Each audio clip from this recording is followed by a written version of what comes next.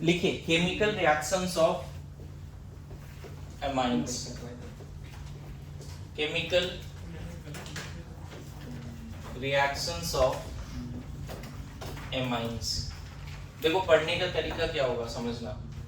सबसे पहले हमें इसमें एलिफेटिक एमाइन का रिएक्शन पढ़ना है, एलिफेटिक एमाइंस। दूसरा है एनिलीन, आपके सिलेबस में यही है। दूसरा है एनिलीन। थोड़ा बहुत एक्स्ट्रा अगर पढ़ना चाहो तो आप नाइट्रोबेंजीन के भी कुछ रिएक्शंस पढ़ सकते हो। ज्यादातर सिलेबस में क्या है एनसीईआरटी में, एलिफेटिक एमाइंस मतलब समझते हो जी, मिथाइल एमीन नहीं, अल्काइल एमीन, समझे। इवन 2 डिग्री भी ले सकते हो यहाँ पे, क्लियर है। इवन 3 डिग्री भी ले सकते हो, क्लियर है। एलिफेटिक मतलब नॉन एरोमेटिक टाइप एक तरह से। अच्छा एक चीज बता दूं, सब लोग इधर फोकस करेंगे, ये और ये है ना, इसका 2 रिएक्शन है। एक EAS एनसीईआरटी में दिया है एनिलीन का, और एक डाइजोनियम वाला दिया है, ठीक है। ये मैंने पहले भी बताया, ये भी बताया, लेकिन इसको एक बार दोबारा बताऊंगा अच्छे से, चैप्टर तब खत्म होगा। ये दोनों ही बताया। आपको याद है बेंजीन का हमने EAS पढ़ा है, तो हर कंपाउंड का EAS आता है हमें, ऐसा नहीं कि सिर्फ इसका आता है। थोड़ा बहुत 2-4 रिएक्शन इसका पढ़ सकते हैं हम लोग। तो ज्यादातर रिएक्शन किसका करना है अभी, इसका पहले शुरू करते हैं, एनसीईआरटी के हिसाब से आगे बढ़ते हैं। डाइजोनियम बार बार आता भी, अभी हमने देखा भी है ना। इसमें डाइजोनियम मिश्रण पढ़ाएंगे तो फाइनल राउंड होगा, उसमें जरूर सीख जाना प्लीज। मान लो जब मैंने लिविंग ग्रुप के समय डाइजोनियम पढ़ाया उस समय नहीं समझ में आया, अभी जरूर सीख जाना। गुड टू गो, बोलो। तो लिखना शुरू करो इसको, सिलेबस, फिर हम आगे बढ़ते हैं। लिखो पहला रिएक्शन, लिखो एलिफेटिक एमीन का पहला रिएक्शन कार्बाइल एमीन रिएक्शन। पहले एकदम इंपॉर्टेंट वाले रिएक्शंस बता देता हूं। सबसे पहला रिएक्शन क्या लिख दिया, carbyl amine reaction. Carbyl amine reaction लिखा जी। देखो इसको ना कार्बाइल एमीन रिएक्शन को आइसोसाइनाइड टेस्ट भी बोलते हैं, लिख के रखो। देखो एनिलीन हो या कोई अल्काइल प्राइमरी एमीन, इसको अगर पास कराते हो क्लोरोफॉर्म KOH से, क्लोरोफॉर्म KOH से, तो आइसोसाइनाइड बनता है, isocyanide. This is again very very important reaction. अगर आपको याद हो तो मैं बता दूं, ये रिएजेंट एक ही बार और यूज हुआ था, that is reamer-teamer reaction. Reamer-teamer reaction में जब फेनॉल को तुम इससे पास कराते थे CH3Cl KOH से, ये पहला पार्ट था, फिर उसके बाद NaOH फिर से था, फिर एसिडिक वर्कअप था, तो मेजर प्रोडक्ट विल बी सैलिसिलडिहाइड। याद करो एग्जैक्टली क्या हुआ, और यहाँ भी थोड़ा सा ऐसे बनेगा। हाँ ठीक है, अभी सही कर लेते हैं। मैं फिर से रिपीट कर रहा हूँ, क्लोरोफॉर्म KOH एक बार और यूज हुआ था कभी, पूरे एनसीईआरटी में 2 ही जगह पे क्लोरोफॉर्म KOH एक तरह से है, और दोनों ही रिएक्शन नेम रिएक्शन है, काफी फेमस है। एक तो आ सकता है नीट में, जेईई मेंस एडवांस कहीं भी आ सकता है क्वेश्चन। मैं बताऊं इसका अगर थोड़ा बहुत मैकेनिज्म देखोगे जाके, रीमर-टीमर रिएक्शन ऐसा कुछ, तो आपको याद होगा कि पहला स्टेप ऐसा था, बातें नहीं पहला स्टेप ये था, बेस जो है क्लोरोफॉर्म के हाइड्रोजन को निकालता है, ये बॉन्ड जब यहाँ जाते हैं तो ये भी निकल जाता है। क्लोरोफॉर्म का हाइड्रोजन एसिडिक है नहीं, दैट वे मतलब फिर बीच में जो इंटरमीडिएट होता है उसमें CH Cl2 था। हाँ वही तो बना रहा हूँ, देखो ना, एक तरह से ये हटा, Cl माइनस हटा, तो यहाँ पे क्या बनता है पता है, water Cl minus and carbene, डाइक्लोरोकार्बीन, singlet dichloro. मतलब पता है एक ही एग्जांपल है 1-1 एलिमिनेशन का। आप देखो सेम मॉलिक्यूल से एक बॉन्ड टूटा, सेम एटम से CH बॉन्ड टूटा, C पे नेगेटिव आया, और CCl बॉन्ड टूटा, C पे पॉजिटिव भी आया, इसीलिए C न्यूट्रल रहा। ये वाला सिग्मा इलेक्ट्रॉन कार्बन पे गया और ये सिग्मा इलेक्ट्रॉन क्लोरीन लेके गया, तो ये सिग्मा इलेक्ट्रॉन यहाँ दिखेगा बस। सेम टाइप ऑफ यहाँ पे मैकेनिज्म है। मैकेनिज्म देखो क्या है कार्बाइल इमीन रिएक्शन का। सबसे पहले ये दोनों क्या बन गया, एनिलीन तो एज इट इज है, लेकिन ये दोनों रिएक्ट करके क्या बनाएगा बच्चे, कार्बीन। यहाँ भी क्या बनेगा, यहाँ भी क्या बनेगा एवरीवन, ये बेस इस पे अटैक किया, ये बॉन्ड इधर गया। देखो पहले तो वाटर बनता है और यहाँ पे ऐसा बना सकते हो बीच में, लेकिन सेम कार्बन पे नेगेटिव चार्ज और लिविंग ग्रुप स्टेबल नहीं होता, तो टेम्पररी ये बॉन्ड टूट जाता है और यहाँ पे बन जाता है क्या, कार्बीन। Cl माइनस निकल जाता है। देखो ना H प्लस अगर निकाल दिया क्लोरोफॉर्म से तो CCl3 माइनस बचेगा। CCl3 माइनस स्टेबल नहीं है, हालांकि हम चाहते तो डायरेक्टली ये बना देते, लेकिन स्टेप बाय स्टेप समझाने के लिए बस ये कर रहा हूं। कार्बीन का स्ट्रक्चर कैसा बचे, सिंगलेट कार्बीन का, एक उसके पास sp2 ऑर्बिटल में इलेक्ट्रॉन पेयर है, 2 सिग्मा है और एक एमटीपी है, एक एमटीपी भी है। सिंगलेट कार्बीन कब पढ़ाया था मैं बता दो, रिमर में, वहां पे चीजें सिखाई थी। रिमर में इलेक्ट्रोफाइल क्या है, रिमर फेनॉल का रिएक्शन है, रिमन टीमन जो भी है, टीमन चलेगा। उसमें डाइक्लोरोकार्बिन एज एन इलेक्ट्रोफाइल बनता है। उसमें मैंने उस समय रिक्वेस्ट किया था कि जेई एडवांस में पैराग्राफ आया था रिमन पे, प्लीज उसको कर लीजिएगा, ऐसा मैंने रिक्वेस्ट भी किया था।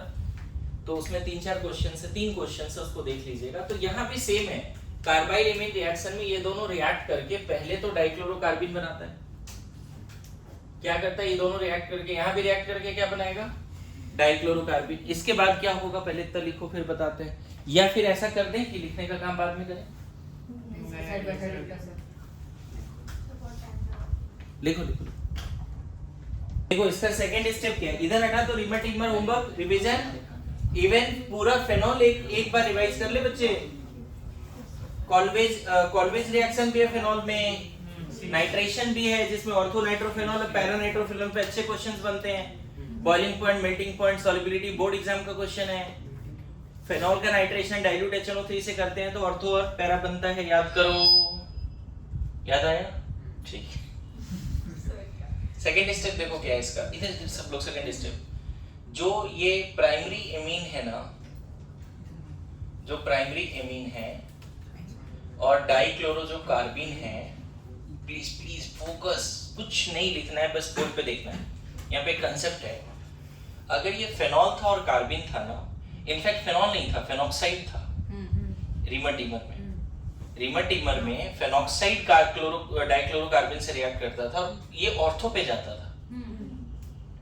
फेनॉक्साइड है ना, डाइक्लोरोकार्बिन के रिएक्शन कराओगे ना तो ये वाला पार्ट ऑर्थो पे जाता था। फेनॉल का लेक्चर देखिए, शायद अपलोडेड होगा अगर देखा है तो। यहाँ पे ऐसा नहीं होता, यहाँ पे ना ये बेस बनता है और ये ना इसके एंटी ऑर्बिटल में अटैक करता है, मतलब लेविस एसिड बेस रिएक्शन है, यही चेंज है। Aniline is a base, although weak है। मैं फिर बोलूं, अगर यहाँ पे फेनॉक्साइड होता, वो रिएक्शन याद करा देता हूं मैं, ये भी तुरंत रब कर दूंगा, ठीक है, फोकस। और यहाँ का डाइक्लोरोकार्बिन होता है ना, तो मैं बता दूं उस दिन जो मैंने पढ़ाया था वो ऐसा था कि ये बॉन्ड तोड़ो और इसको अटैक करो। उस दिन ये अलग था, डायरेक्ट ये इस पे नहीं जाता था उस दिन। फेनॉक्साइड इलेक्ट्रॉन डेफिशिएंट कार्बन पे अटैक नहीं करता था, जबकि ये रेजोनेंस होके यहाँ नेगेटिव आता था। मान लो ये रेजोनेंस हो गया, इलेक्ट्रॉन डेफिशिएंसी कहाँ पे है, ये देखो, फेनॉक्साइड में नेगेटिव यहाँ और कार्बन पे भी है। फेनॉक्साइड में नेगेटिव कहाँ है, रेजोनेंस की वजह से। क्या सिर्फ ऑक्सीजन पे? नहीं, नेगेटिव कहाँ पे? तो ये कार्बन इस कार्बन के पास जल्दी जाता है, यहाँ पे न्यूट्रल है बच्चे, तो ये लोन पेयर जल्दी जाता है। यही अंतर है, दो ही रिएक्शन है एनसीईआरटी में जहाँ कार्बन बनते हैं। फेनॉक्साइड में रिमर में एक और एक कार्बाइल इमीन। तो सबसे पहले कार्बाइल इमीन ही पढ़ा रहा हूँ, बट बड़ा इंपॉर्टेंट रिएक्शन है। क्या हो जाएगा बताओ, कैसा सिचुएशन दिखेगा बता सकते हो? नाइट्रोजन का लोन पेयर किस पे अटैक कर दिया बच्चे? कार्बिन के यहाँ एक इलेक्ट्रॉन दिखेगा, यहाँ प्लस आ गया, यहाँ माइनस आ गया, मानते हो इस बात को? ये न्यूट्रल है, लेकिन कोऑर्डिनेट बॉन्ड बना ना, donor will get plus, acceptor will get minus. अच्छा, एक्सेप्टर का lone pair as it is रहेगा, ये इलेक्ट्रॉन बॉन्ड में आया ना, इसका इलेक्ट्रॉन तो एज इट इज है, इसका ये दोनों बॉन्ड एज इट इज है, इसका सिर्फ एम्प्टी ऑर्बिटल और इसका फुल्ली फिल्ड ऑर्बिटल पार्टिसिपेट किया बॉन्डिंग में, इसीलिए मैं बोल रहा हूँ sigma coordinate. Good to go. अब इसके बाद का पार्ट ना बच्चे बड़ा इंटरेस्टिंग है, ये ऐसे समझ पाओगे कि ये और ये निकला बेस के प्रेजेंस में, फिर ये और ये भी निकला बेस के प्रेजेंस, दो HCl माइनस कर दो, शॉर्टकट देखो तो, एक H एक Cl, एक बॉन्ड, फिर एक H एक Cl, ट्रिपल बॉन्ड आया कि नहीं आया? दो HCl बेस के प्रेजेंस में निकल गया, क्या बन गया बताओ, क्या बन गया? N ट्रिपल बॉन्ड, यहाँ एक जो इलेक्ट्रॉन है वो एज इट इज रहेगा, माइनस यहाँ पे जो प्लस है वो एज इट इज रहेगा। This is called methyl phenyl isocyanide, this is called phenyl या बेंजीन आइसोसाइनाइड। मेरी बात समझ पा रहा है? Carbyl amine reaction. अब एनसीईआरटी में जो लिखा है वो लाइन रटे सर, एक कोऑर्डिनेट रहेगा ना फिर? हाँ, एक कोऑर्डिनेट है, यहाँ पे कोऑर्डिनेट दिखा दो। चलो सर, तो एक क्वेश्चन है मेरे पास हाँ। कि जो कोऑर्डिनेट पहले बना था वो तो सिग्मा कोऑर्डिनेट था, तो इसमें भी सिग्मा कोऑर्डिनेट ही रहेगा कि ये पाई कोऑर्डिनेट बन जाएगा फिर? देखो, स्ट्रक्चर में देखोगे तो उसको सिग्मा कोऑर्डिनेट ही मानना चाहिए, लेकिन ट्रिपल बॉन्ड दिखाओ बस, 2 पाई 1 सिग्मा, ऐसे बोलो। कौन सिग्मा कोऑर्डिनेट है या पाई कोऑर्डिनेट है वो उतना दिमाग मत लगाओ, 2 पाई 1 सिग्मा है। हाँ, जरूर सिग्मा या पाई कोऑर्डिनेट तो है, इसमें तो कोई डाउट नहीं। हाँ, उसमें डाउट नहीं है, ठीक है। सिग्मा ही पाई वो। अब यहाँ पे देखो क्या लिखा है, aliphatic and aromatic amines on reaction with chloroform with बेवड़ा KOH, अल्कोहलिक KOH लिखा है ना, इथेनॉलिक KOH फॉर्म्स आइसोसाइनाइड्स और कार्बाइल एमाइंस। इसका नाम, दो नाम है, इसका क्या नाम है? आइसोसाइनाइड्स और कार्बाइल एमाइंस। एक बड़ा इंपॉर्टेंट बात है, which are foul smelling substance, बहुत ही घटिया स्मेल है, rotten egg, rotten egg smell है इसका। अपने आप स्मेल आना बता देता है कि प्राइमरी एमीन था।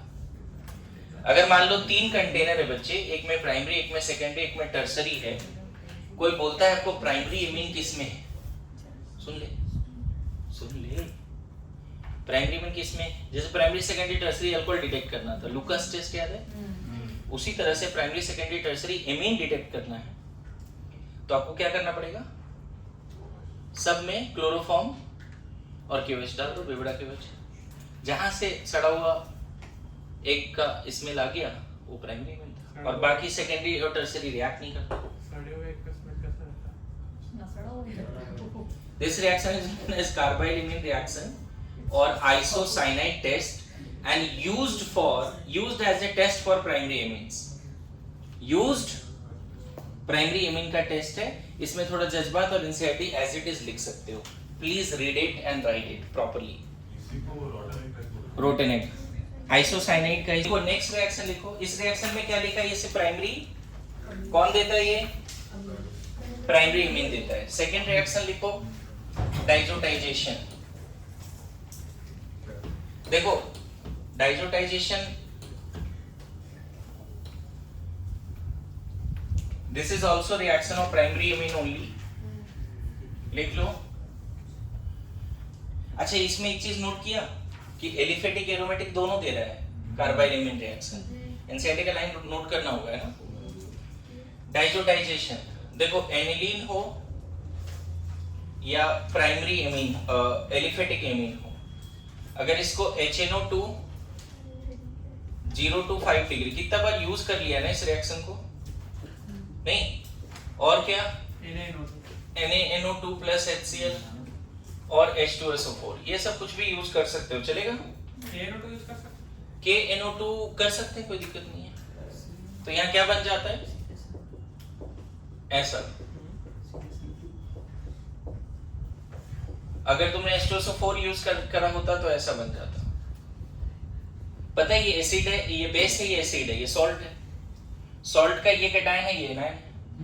फिर से बोल रहा हूं, अगर ये यूज किया होता तो बेंजीन डाइजोनियम क्लोराइड, और ये यूज किया होता तो HNO2 plus sorry NaNO2 plus H2SO4 use किया होता तो benzene diazonium hydrogen sulphate. Clear है? फिर से रिपीट कर रहा हूं, अगर आप सोडियम नाइट्राइट और HCl यूज किए होते तो बेंजीन डाइजोनियम क्लोराइड बनता। सोडियम नाइट्राइट और H2SO4 यूज किए होते तो बेंजीन डाइजोनियम बाइसल्फेट बनता। यहां भी कैसा बनेगा? R N2 plus Cl minus या फिर HSO4 माइनस।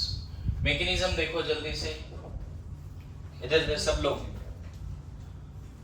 लिखना नहीं, इधर देखो। सबसे पहले क्या होता है, जो HNO2 है, HNO जो 2 है वो कॉन्संट्रेटेड सल्फ्यूरिक एसिड में प्रोटोनेट हो जाता है। मतलब नाइट्रस एसिड यहाँ पे वीक एसिड बनता है। एक वीक एसिड को स्ट्रॉन्ग एसिड के प्रेजेंस में रखा गया है, एक वीक एसिड को स्ट्रॉन्ग एसिड के प्रेजेंस में रखा गया है। एक वीक एसिड को स्ट्रॉन्ग एसिड के प्रेजेंस में रखा गया है, तो वीक एसिड प्रोटोनेट हो जाएगा। मतलब ये एसिड बनेगा, सॉरी ये बेस बन जाएगा, एसिड बनेगा। मेरे बात समझ रहे? आपको याद होगा नाइट्रेटिंग मिक्सचर में भी HNO3 एसिड बेस बनता था और H2SO4 एसिड की तरह बिहेव करता है। ध्यान में आ रहा है? ओम साइलेंस, थोड़ा फोकस करो प्लीज। फिर से रिपीट कर रहा हूं, डाइजोनियम NaNO2 या फिर nitrous acid is a weak acid which will be protonated by HCl और H2SO4। मतलब इसको फोर्सफुली H प्लस लेना पड़ेगा। क्या बन जाएगा? Protonated nitrous acid. देखो आज तक डाइजोटाइजेशन का मैकेनिज्म नहीं बताया, डायरेक्ट डाइजोनियम सॉल्ट बनाया। एक बार बताया भी है, लेकिन अभी फाइनल है, ये फाइनल राउंड है। डाइजोटाइजेशन का मैकेनिज्म बता रहा हूं अभी हमें। आज जितने भी कन्वर्जन किए उसमें डायरेक्ट लिख दिया था, याद करो रिएक्शन। प्राइमरी इमेज से डायरेक्टली ये लिखा था तुमने, जितने भी कन्वर्जन थे। ये फाइनल मैकेनिज्म है, ध्यान दे दे। देख लो क्या बन गया। नाइट्रस एसिड जब प्रोटोनेट हुआ तो प्रोटोनेटेड नाइट्रस एसिड बना। ये हीट के प्रेजेंस में या फिर नॉर्मली भी वाटर निकाल देगा और क्या बना देगा? नॉर्मली क्या निकाल दिया बच्चे? वाटर। क्या बन गया? Nitrosonium ion. क्या बन गया? Nitrosonium ion, NO plus. क्या बन गया? NO plus, nitrosonium ion. फिर से रिपीट कर रहा हूं, अभी एनिलीन बैठा पड़ा है, एनिलीन कुछ नहीं कर रहा है, ये लोग आपस में रिएक्ट करके क्या बना दिया? नाइट्रस एसिड HCl या नाइट्रस एसिड H2SO4 रिएक्ट करके क्या बना चुका है? NO plus. मैं फिर बोल रहा हूं, अभी एनिलीन कुछ नहीं कर रहा है, बोल रहा है तू लोग पहले रिएक्ट कर ले फिर आता हूं मैं, ऐसी वाली बात। तो ये आपस में रिएक्ट करके क्या बना दिया? क्या बना दिया? Nitrosonium ion. अब सेकेंड स्टेप देखो क्या है। अब एनिलीन आने वाला है या कोई भी अल्काइल है ना, ये किस पे अटैक कर लेगा बच्चे? नाइट्रोजन पे जो प्लस है ना, उसके पास वैकेंट ऑर्बिटल भी है, तो एक कोऑर्डिनेट बॉन्ड यहां पे बना दे। कैसा? आप देखो ना, यहाँ पे नाइट्रोसोनियम आयन में उसके पास 6 इलेक्ट्रॉन है, इसके पास 8 इलेक्ट्रॉन है। नाइट्रोसोनियम आयन में नाइट्रोजन के पास 6 इलेक्ट्रॉन है, इनकम्प्लीट ऑक्टेट है, और ऑक्सीजन के पास कंप्लीट ऑक्टेट है। तो जैसे ही कोऑर्डिनेट बॉन्ड बनेगा, ध्यान देना, ध्यान दे। इसके बाद वाला स्टेप बड़ा आसान है। इसके बाद का स्टेप तुम्हें दिखने लगेगा, यहां प्लस आ जाएगा, बोलो तो।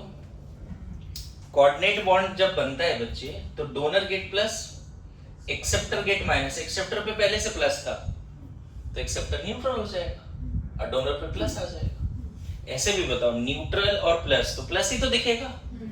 एक न्यूट्रल एक प्लस को जोड़ रहे हो तो प्लस तो दिखेगा ही ना, ऐसा थोड़ा न्यूट्रल दिखने लगेगा।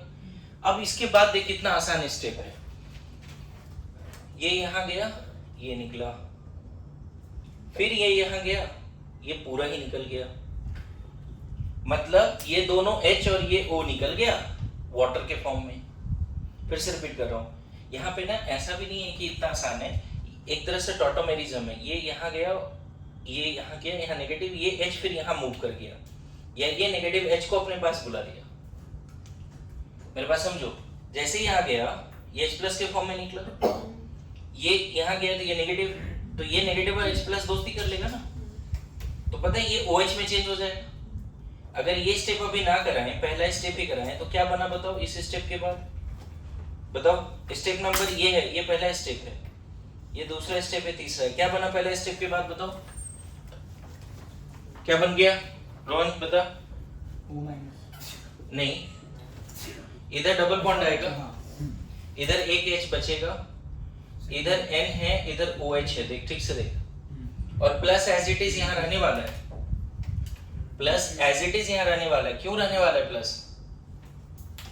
एक बात बता बच्चे, अभी भी तो प्लस है इस पे, नाइट्रोजन 4 बॉन्ड बना, अभी भी प्लस है, कोऑर्डिनेट बॉन्ड जब बना लिया तुरंत उस पे प्लस आया। अभी ये सिग्मा इधर था, अभी इधर पाई हो गया, इसको कहाँ चेंज मिला? पहले भी 4 बॉन्ड था, अभी भी 4 बॉन्ड है, तो प्लस रिटेन करेगा ना उस पे। Good to go. अच्छा देखो, ये जैसे इधर गया, यहाँ पे डबल बॉन्ड, ये H प्लस उधर हो लिया, और ये पाई बॉन्ड भी टूट रहा है, तो ये OH में tautomerism, 1-3 system, triad system, come on, shift of one atom from one place to another place, H उठ के वहां चला गया, पाई बॉन्ड इधर, H उठ के उधर चला गया, ऐसा हुआ। ये तो टॉटोमेरिज्म है, कीटो एनोल टॉटोमेरिज्म। नाउ नेक्स्ट यही स्टेप रिपीट कर दे, ये यहाँ ये निकला, देख तो OH माइनस जो निकला वो इस H प्लस को बोलेगा इधर आ, बोलो। और ऐसे भी ये बॉन्ड टूटा थी, H प्लस के फॉर्म में बाहर आ गया ना, और ये OH माइनस के फॉर्म में बाहर आ गया, OH माइनस H प्लस जोड़ लेगा, क्या बन गया बच्चे? बोलो, डाइजोनियम। दिख रहा है, best leaving group converted to, sorry poorest leaving group converted to best leaving. This is called diazotisation. इससे पहले डाइजोटाइजेशन का मैकेनिज्म एक बार बताया जरूर है, लेकिन आज ये फाइनल राउंड है। 2 बार बताया। डाइजोटाइजेशन बनाना तो बहुत बार चल रहा है, प्रिपरेशन ऑफ हेलोरिन्स में भी था। एक बार 11th में बताया था आपने, जब आप टॉटोमेरिज्म सिखा रहे थे। हाँ क्या? हाँ याद है। ये दूसरा मतलब 2 ही टॉटोमेरिज्म का मेन मैकेनिज्म। आप सोच सकते हो 2 degree 3 degree mean same reagent से रिएक्शन कराएंगे तो क्या होगा? चलो थोड़ा दिमाग लगाओ। वो ऑक्साइन बन जाता है। 2 डिग्री 3 डिग्री एमीन, मैं बताऊं diazotization is the reaction of primary amine. Can you think NCERT का ये लाइन, एनसीईआरटी देखो, अगर 2 डिग्री होगा तो एनसीईआरटी उसी स्टेज में रुक जाएगा। हाँ वही। हाँ सही डिकोड किया है। देख यहाँ पे एनसीईआरटी में लिखा है डाइजोटाइजेशन, एक बार निकाल लोगे क्या सब लोग? आराम से देखो, यहाँ पे लिखा है aromatic amine react with nitrous acid at low temperature, और यहाँ पे जो तुम बोल रहे थे ना बच्चे उधर वाला लाइन पढ़ के, यहाँ पे देखो ए और बी दोनों लिखा है। बट उधर भी उन्होंने मेंशन किया कि जो प्राइमरी अनस्टेबल होता है, उसमें कोई दिक्कत नहीं, रिएक्ट करता है प्राइमरी में। 3 classes of amine react differently with nitrous acid, which is prepared during the reaction from a mineral acid and sodium nitrite. ये पार्ट पढ़ रहे हो क्या सब लोग? 3 classes of amines react differently with nitrous acid, which is prepared in C2 मतलब क्या होता है? in situ मतलब उसी रिएक्शन में उसी टाइम नाइट्रस एसिड बनता है, राइट? किससे बनता है nitrous acid? Fresh HCl and sodium nitrite से। बोल रहा है primary aliphatic amine react with nitrous acid to form aliphatic diazonium salt which being unstable liberate nitrogen gas, है ना, क्वांटिटेटिवली एंड अल्कोहल्स। मतलब प्राइमरी एमीन अगर डाइजोनियम सॉल्ट से reaction कराया तो डाइजोनियम सॉल्ट आइसोलेट नहीं होगा, डायरेक्ट क्या मिलेगा? अल्कोहल। मैं क्या बोल रहा हूँ समझ रहे हो? क्योंकि वहां मॉइस्चर भी है ना। यहाँ पे ऐसे लिख लेना, अगर मिथाइल एमीन है, कुछ मेंशन नहीं है, सिर्फ HNO2 है ना, तो पहले डाइजोनियम तो बना लेकिन ये अनस्टेबल है, तुरंत क्या बन जाएगा? अल्कोहल। एनसीईआरटी का लाइन डिकोड कर रहा हूं। एनसीईआरटी ने क्या लिख दिया कि primary amine on reaction with diazonium salt forms aliphatic diazonium salt primary amine on reaction with nitrous acid forms aliphatic diazonium salt which being unstable liberate N2 gas and alcohols. मिला? आगे लिख रहा है quantitative evolution of nitrogen is used in the estimation of amino acids and proteins. पता है ये line important हो जाएगा बच्चे, AR का बन जाएगा लाइन कि डाइजोटाइजेशन का इंपॉर्टेंस बताओ। तो एक तो इतने सारे प्रोडक्ट बन जाते हैं डाइजोटाइजेशन से, अरे एक बार जब forest leaving group good leaving group बन गया तो कितने सारे प्रोडक्ट बनते हैं, याद करो। दूसरा बड़ा अच्छा इंपॉर्टेंट एनसीईआरटी में क्या लिखा है कि N2 गैस जो निकलता है वो क्वांटिटेटिव N2 गैस का अमाउंट से पता चल जाता है कि एमिनो एसिड और प्रोटीन्स में कितना नाइट्रोजन है। मेरी बात समझ लो, एमिनो एसिड और प्रोटीन्स में नाइट्रोजन बताने के लिए diazotization is one of the method. Underline कर लेना इसको, बहुत इंपॉर्टेंट है। पता चला ये AR बन रहा है, गुड टू गो। आगे क्या लिख रहा है बताओ। Aromatic amine reacts with nitrous acid at low temperature to form diazonium salt, a very important class of compound used for synthesis of a varieties of organic compound। याद करो ये कभी पढ़ा है तो कितने सारे बनते थे, फ्लोरो क्लोरो ब्रोमो अल्कोहल, कितने सारे कंपाउंड बनते थे डाइजेनियम सॉल्ट से, याद है वो। डोंट वरी, मैं फिर से बताने वाला हूं ये बात, लेकिन मैं ये बता रहा हूं एनसीईआरटी ने लास्ट में एक क्वेश्चन किया है, secondary and tertiary amine react with nitrous acid in a different manner, बस ये लिख दिया है।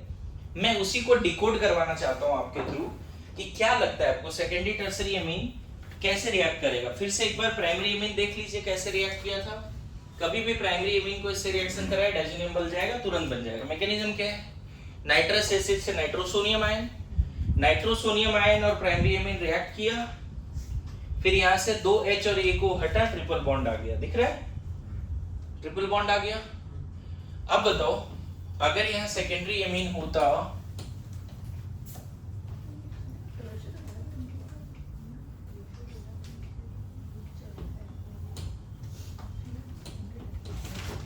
देखो सेकेंडरी और टर्सरी एमीन डाइजेनियम से कैसे रिएक्ट करेगा, एनसीईआरटी का लाइन को डिकोड कर देता हूं। देखिए अगर यहाँ पे सेकेंडरी एमीन है और डाइजोटाइजेशन कर रहे हो HNO2, HNO2 कैसे बना है बच्चे, ये बना कैसे है, NaNO2 प्लस HCl से बना। ये एनसीईआरटी ने ऐसे ही लिखा, यही ले ले। तो यहाँ पे देखो प्रोडक्ट क्या होने वाला है, मैं लिख देता हूं। प्रोडक्ट ये हो जाएगा। मैकेनिज्म देखो कैसे, यहाँ पे प्लस लिख देना। मैकेनिज्म देखो, मैकेनिज्म आपको पता है ये सब मिलके क्या निकालता है, अभी तो मैकेनिज्म बताया था। इससे क्या निकल जाता है, NO प्लस। इससे क्या बन जाता है, अभी सिखाया था यार, NO प्लस। प्राइमरी एमीन तो समझ में आ रहा है, सेकेंडरी एमीन में बताओ, यहाँ लोन पेयर में NO प्लस है। मैं अभी वो मैकेनिज्म हटा दिया, कौन सा, ये कैसे बना वो हटा दिया। इतना तो पता है HNO2 और HCl से क्या बन जाता है, प्रोटॉन न्यूट्रॉन के साथ NO प्लस बाहर निकलता है। तो तुमको कुछ नहीं करना है, यहाँ पे कोऑर्डिनेट बॉन्ड बना देना, बना दिया। अब ये कोऑर्डिनेट बॉन्ड बनने के बाद यहाँ पे टॉटोमेरिज्म कर सकते हो तुम, या ऐसे भी छोड़ सकते हो, दिक्कत नहीं है। ये रिवर्सिबल रिएक्शन हो जाएगा, ये वाला H यहाँ और ये यहाँ मूव कर सकता है। एक मिनट, प्लस यहाँ नहीं रहेगा, प्लस कहाँ रहेगा, चलो एरो ऐसा दिखाते, प्लस यहाँ पे है ना जी, एरो पहले ऐसा दिखाते, कोऑर्डिनेट बॉन्ड। पहले क्या बनेगा, पहले कोऑर्डिनेट बॉन्ड दिखा देते हैं, चलेगा। कोऑर्डिनेट बॉन्ड पहले दिखा दो, प्लस यहाँ पहुंच गया, बोलो अब क्या, इसको रिवर्सिबल दिखाना बच्चे, है ना, इसको रिवर्सिबल दिखाना, ऐसा। ये हाइड्रोजन उठ के उधर जाएगा, जैसे दो फॉर्म बनता है ना कीटो इनोल, उसी तरह से ये दूसरा फॉर्म में देख लो। तो कोई पूछे कि सेकेंडरी एमीन क्या डाइजेनियम बनाएगा, बोला नहीं। N2 प्लस तो नहीं बनने वाला। तुम बताओ ना, देखो ना ये जो बना, क्या यहाँ 2H है कि वाटर निकाले, 2H और O निकल के यहाँ ट्रिपल बॉन्ड आता था ना। इससे पहले वाला पार्ट याद कर, जिस नाइट्रोजन को प्लस है उससे 2H और यहाँ से O जाता था और ट्रिपल बॉन्ड आता था, याद आ रहा है, डायरेक्ट बताया था। प्राइमरी एमीन जब होता था और जब वो नाइट्रोसोनियम आयन से अटैक करता था तो ऐसा कुछ सीन था ना बच्चे, याद कर।